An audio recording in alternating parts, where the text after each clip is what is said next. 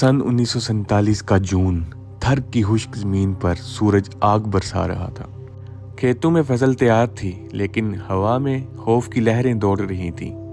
जागीरदारों और हारियों के दरमियान जंग छिड़ चुकी थी, और इस जंग के बीच एक औरत, माई बहतावर, जिसका नाम तारीख के सफ़हात पर कुंदा होगा।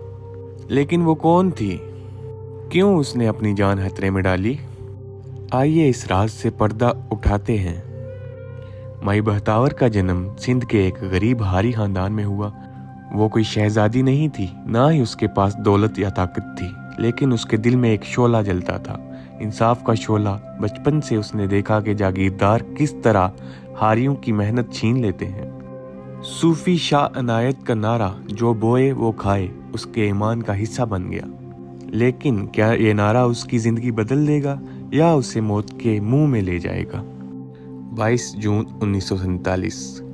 थर के खेतों में फसल पक चुकी थी। हारियों और जागीरदार चौधरी सादुल्ला के दरमियान तनाज़ा अरूज पर था। हारी अद बटाई का मुतालबा कर रहे थे, लेकिन जागीरदार के कानों पर जूं तक न रेंगती थी। उस दिन माई बहतावर के शोहर वली मोहम्मद लाशारी समेत तमाम हारी मर्द जड्डू में सिंध हारी कमेटी की कॉन्फ्रेंस के लिए गए। घर और फसल की हिफाजत अब खवातीन के हाथों में थी, लेकिन क्या वो इस भारी जिम्मेदारी को संभाल पाएंगी या जागीरदार उनकी कमजोरी का फायदा उठा लेगा? दोपहर का वक्त, धूल उड़ती हुई आई और जागीरदार के मुसल्ला आदमी खेतों की तरफ बढ़े। उनके हाथों में हथियार थे और उनके इरादों में चोरी। फसल उठाने का मंसूबा तैयार था, लेकिन वो नहीं जानते थे कि उनका मुकाबला किससे होने वाला है।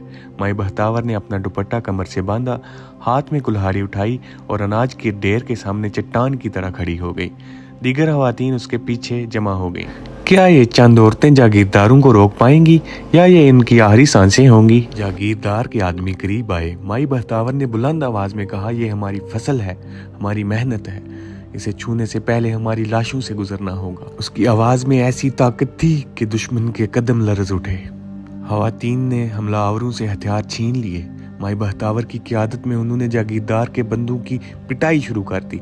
जमीन पर खून बहने लगा, लेकिन ये हारियों का खून नहीं था।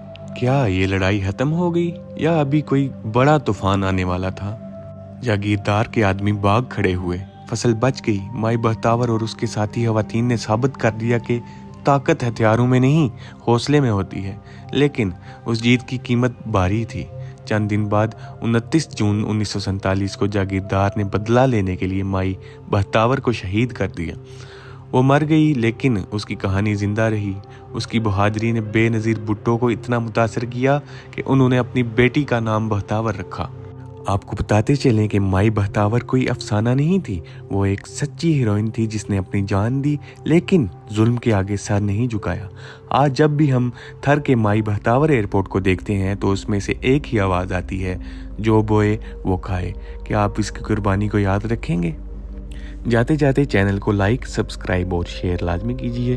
फिलहाल के लिए इतना ही। अल्लाह हाफिज़।